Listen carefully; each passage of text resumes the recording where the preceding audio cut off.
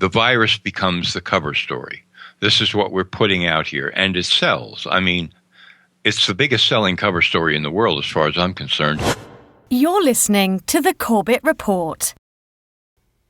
Welcome back to the program, friends. This is James Corbett of CorbettReport.com. Today is the 5th of February, 2016, and today we are joined on the line by a guest that we haven't had on for a while, but I'm sure you'll be familiar with his work. I'm talking about none other than Jon Rappaport, and of course the link to his website is going to be in the show notes for this interview, where we are going to be discussing something that, well, a lot of people are discussing, but if you are relying on the misinformers of the lying mainstream media, you would be forgiven for believing some brand new virus emerged out of nowhere and is suddenly savaging its way across Latin America, eating the brains of babies or something along those lines, and it's coming for you. Be afraid, be very afraid, give up your power and control to the CDC and WHO, who are, of course, only there to take care of you, right?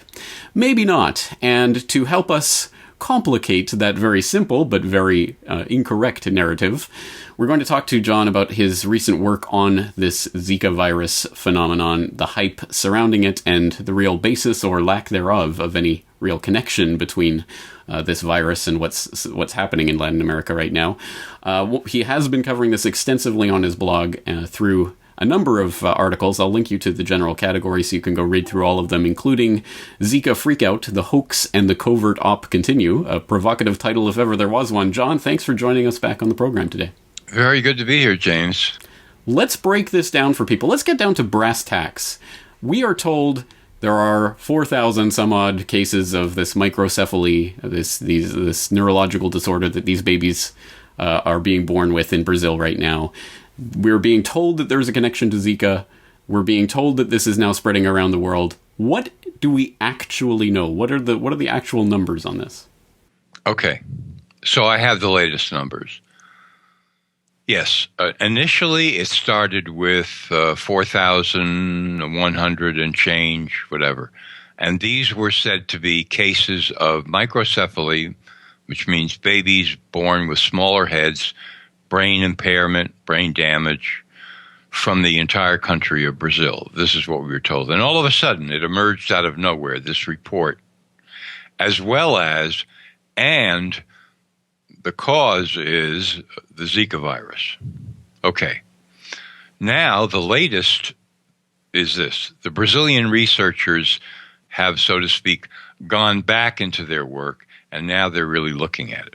And now they are saying that they have confirmed 404 cases of microcephaly in the whole country of Brazil, down from 4,000. But of those 404, it could be, and they're saying this, some other kind of central nervous system impairment. So even that figure is dubious. But let's accept it. 404 cases of microcephaly in Brazil. Then they are saying that of those 404, they have found, quote, a relationship to the Zika virus in 17 cases. So what we have here is nothing. In other words, there was no reason to hype this as an epidemic in the first place because of the numbers of cases.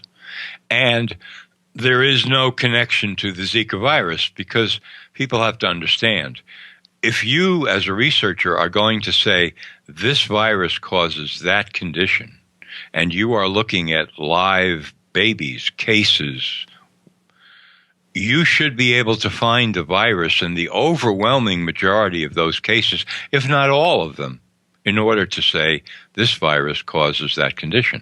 So they are saying 17 cases out of 404. That, in fact, is counter evidence. That is evidence that the virus is not causing this condition. And if you read the literature, the conventional medical literature on microcephaly, it's very clear that any insult to the fetal developing brain in pregnancy can cause microcephaly. That would be, say, a blow to the head, a blow to the stomach, a woman falls downstairs, exposed to a toxic pesticide or a street drug or any insult. And so therefore, this is wide open. And not only that, but the literature is also very clear that every year in the United States, there are 25,000 cases of microcephaly. So wait a minute, we're comparing here year after year, 25,000 in the U.S., nobody raises a peep. Now we're looking at 404 probable cases of microcephaly in Brazil with a population of 200 million. No connection to the virus, and we're told this is a worldwide epidemic. 1 million cases, we're going to see 3 million. And I'll add just one more thing here for my opening shot. When they say we are predicting all these millions of cases, you see, what they're simply saying is that the Zika virus could be detected by, say, an antibody test or some other test in people all over the world. Well, the virus was discovered in 1947. It could have existed on this planet for 100,000 years. Who knows? Gone around the planet a dozen times, 1,000 times, 1 million times. Could be everywhere. Typically, and you see this again in literature, never been considered significant, causes mild illness with few symptoms, no treatment. You just kind of grind it out for a few days and you're fine. So to say, oh, look, this is going to be incredible with all these cases of Zika, that is completely deceptive, because who cares? Because there's no connection that's been found even remotely to microcephaly. So let me just make sure I completely understand this. Of those 404 cases of confirmed microcephaly in Brazil since this outbreak supposedly started, only 17 of them, they've been able to confirm the presence of the virus in those victims? Yeah, that's a good question. You see, they are calling it a relationship to the virus. Now, the New York Times has just published an article about this, where now the Brazilian researchers are saying, and this is really garbled, so don't expect it to make sense, that this number of 17 is really irrelevant because their tests would only find the Zika virus in a tiny proportion of cases. So what they're now seeming to be saying is, well, we don't really have the test to even find it, and therefore don't even pay any attention to what we're saying. It could be a lot more. We don't know. Now, there are tests. There are a number of tests that you can do, including direct virus isolation, and you use a centrifuge. There is a test where you remove a tiny bit of tissue and you put it under a slide of electron microscope. There's all kinds of tests, some good, some not good. But these Brazilian researchers seem to now be, to me, pleading ignorance, because this is not turning out the way the story is supposed to. So now they have to kind of dance around, and make it seem... We can't find the virus. We don't know. I'm sure it's there, but we don't know. It's very strange, but not surprising for people who've covered these types of stories over the past few decades, as you have. More on that in a moment, but again, just one more aspect of this that I want to make sure that I understand. Zika virus is not some brand new thing that sprang out of nowhere. This has been around for decades, and the symptoms of this have long been known and understood, and have never included microcephaly before, have they?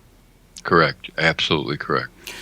So suddenly we're being asked to believe, on the basis of no data whatsoever, that now it is suddenly causing this wave of neurological disorders.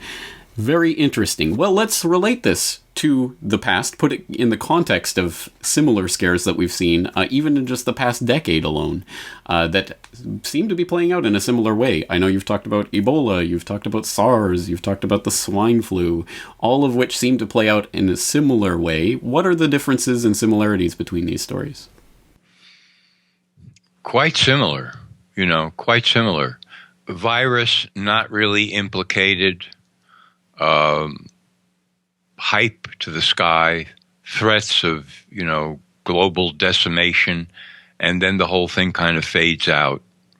And then there's usually an announcement, well, we were on the brink, but, great public health service, really kept it from spreading around the globe, and then on to the next one. But, for example, in the case of swine flu, because this is how that played out in the United States. In the fall of 2009, Cheryl Atkinson, who was a star investigative reporter for CBS News at the time, since resigned. Her computers were hacked at work and at home, and quite a story. She published a piece on the CBS News website, which indicated that in the summer of 2009, at supposedly the height of swine flu epidemic, the CDC stopped counting cases, period. How could this be? I mean, this is their main task, is to issue weekly reports on numbers of cases. And indeed, the CDC was hyping this epidemic and the dangers to the sky, get the vaccine, all of that. So she found out what was really going on, and it was the overwhelming number of blood samples sent to labs from diagnosed swine flu patients, or the most likely swine flu patients, were coming back negative for swine flu, no trace of swine flu or any other kind of flu. So this was, I mean, talk about scandalous. Here was the CDC saying we've got a worldwide epidemic and there's just tens of thousands of cases in America and it's all horrendous. They had stopped counting, and that's because, overwhelmingly the blood samples showed absolutely no trace of swine flu or any other kind of flu. The article was published. Her editor told her that it was the most original article he had seen on swine flu, and then they tried to get it on the CBS Evening News, national news, which is the big time, and all of a sudden it was shut down, and the whole story was shut down, and there was nothing more printed about it.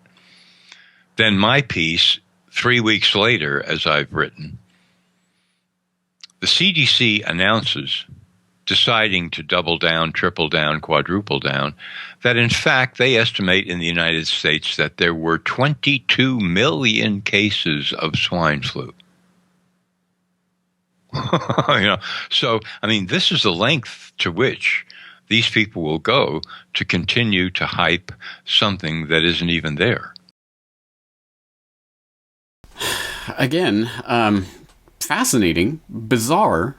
One can only imagine the amount of gumption it takes to put forward such a bald-faced lie and then double down on it like that, and yet it was done, and it has more or less gone unnoticed by the general public, who have bought into it hook, line, and sinker, and we look like we're on the verge of yet another implementation of the same game plan.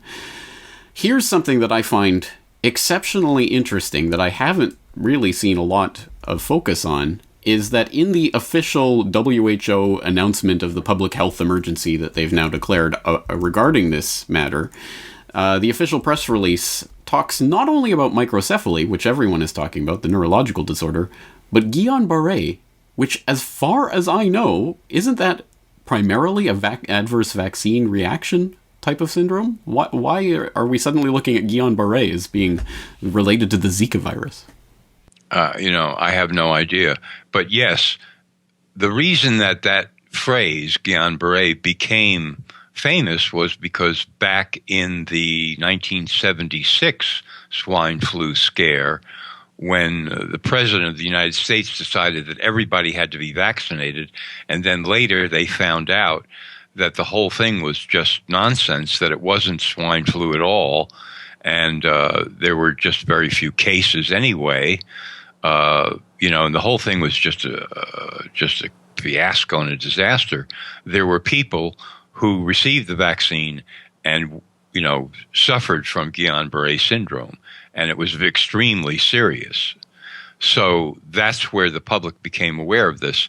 Now, I looked at the literature. It seems like they're saying Guillain-Barré could develop for other reasons, but it certainly can be a vaccine reaction, no question about it.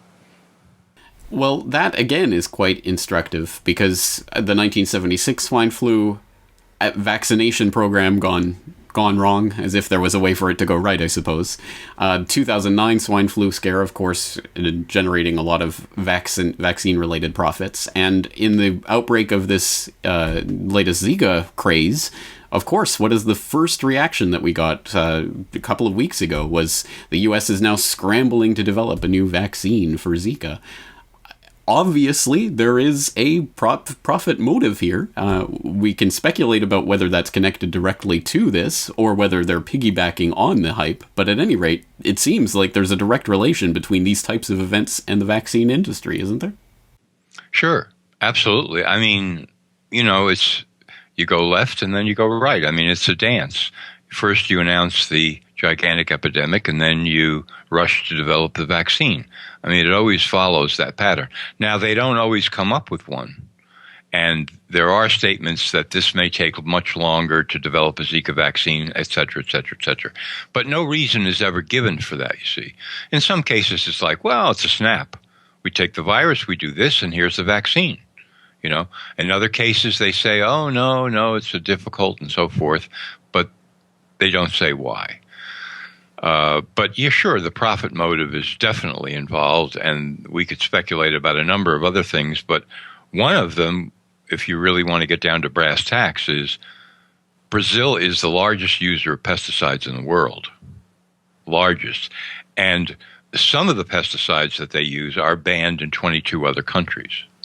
So now we are talking about giant agri-farms, we're talking about Monsanto and Roundup, we're talking about atrazine, a very toxic pesticide, and I have found a study and summarized it where there was a connection drawn between that pesticide and microcephaly. So, I operate, by this point, having been around the block so many times, the virus becomes the cover story. This is what we're putting out here, and it sells. I mean, it's the biggest selling cover story in the world as far as I'm concerned. It works fantastically. People are afraid. They're scared. You can create fear with talk about a virus.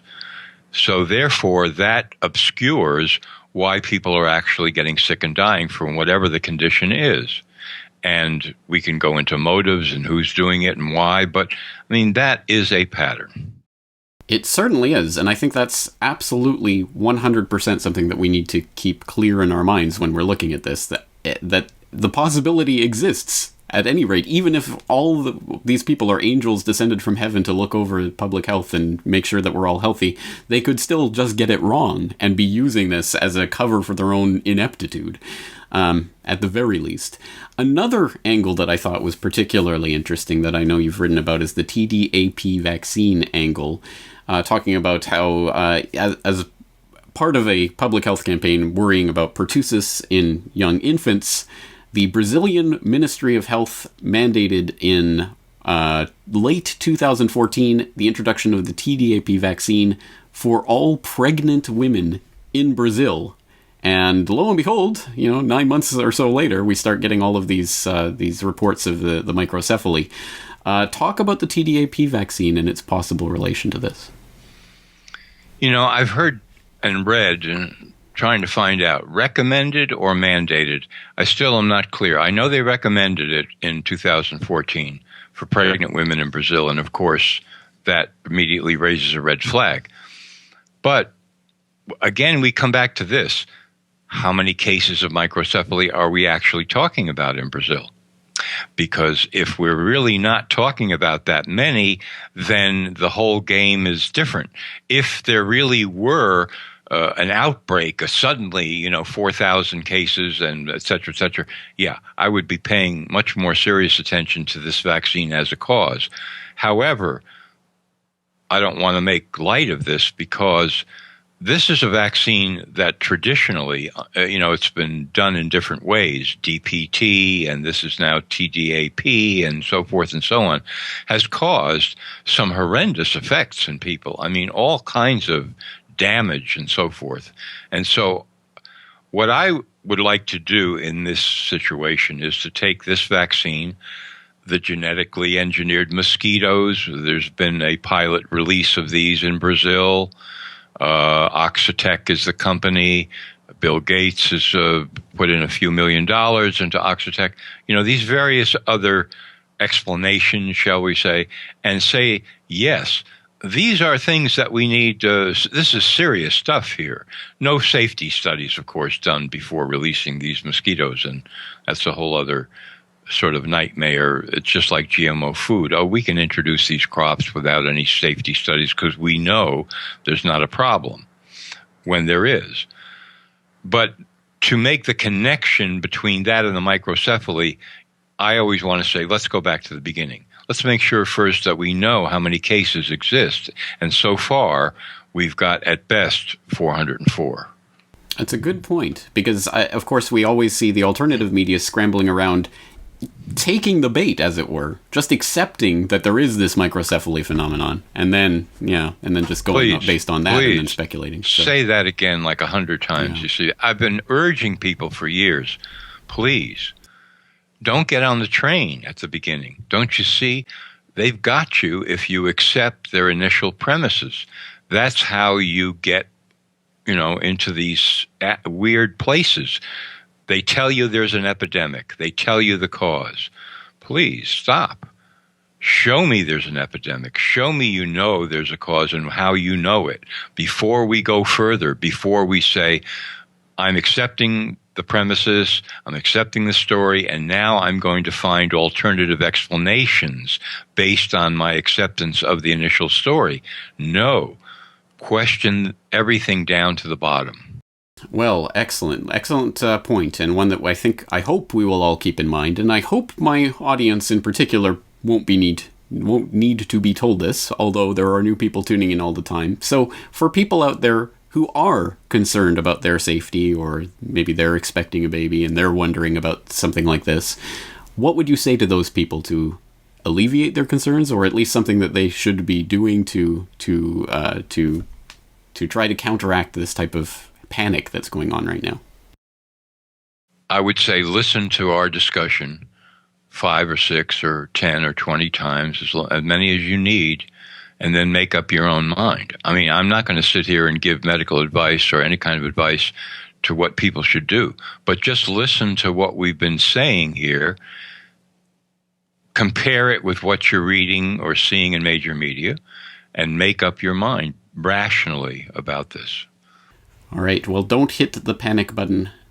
Think about what you're being told. Look for evidence of what you're being told and proceed from there. That sounds like good advice for any situation, doesn't it? All right. Well, we'll leave this conversation there for today. Again, people can keep track of the latest on this through your blog. Again, you're at nomorefakenews.com. We'll throw in a link to your jonrappaport.wordpress.com blog as well, where you have a lot of different entries on this so that people can keep up to date with it. Jon Rappaport, thank you again for your time. Thank you, James. Always great to be here.